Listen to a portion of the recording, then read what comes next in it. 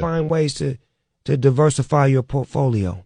In other words, meaning that how I always come back with some different shit. I'm Snoop Dogg at all times, but I'm able to do this, that, and that to where it finally comes back to the point to where I started in 1992 and I'm still on the radio talking to you about an album I got coming out that's relevant.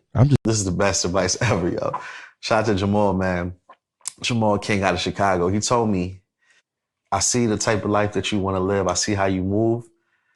He told me to have an asset to pay for every expense that you got. That's a big bar. All right, so for those who didn't catch that, right?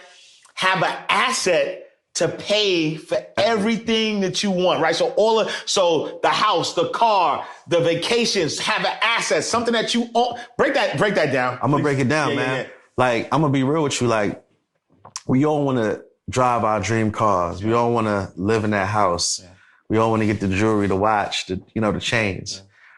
But what I did when he gave me that advice, every time I wanted to go make a big purchase, I would just make sure that I had something that paid for it, whether it was me going to buy a new truck. Yeah. Like like right now, I bought my dream car in 2018.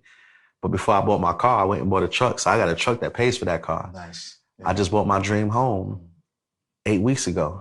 Congrats. Thank you. Listen, I got assets that pay for that. So what I do, I literally set it up like this. The assets that I get paid from, I have that going to an account, and then I have my mortgage coming out of that account, auto pay. Right. So I don't even spend any of the new money that I make. Right? Wow. All the money all my bills are auto paid from the money that comes from my assets, like literally. Yeah.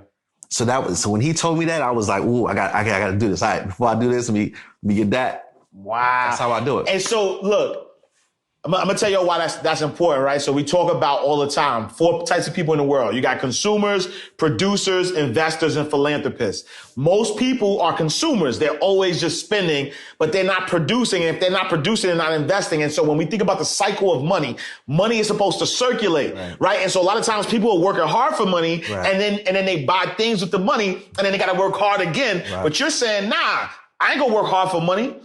Money's going to work hard for me. Yep. I'm going to make this money. I'm going to deploy, right? I'm going to take this money. I'm going to deploy it into an asset. And that asset now, it duplicates you in a sense. Period. And then now, so this almost feels like fail-proof. Like you could almost never go broke in that space because you have all of these assets. Yeah. That are now income producing assets that are paying you. Right. Oh, that's gold. That's gold. Right. That's gold.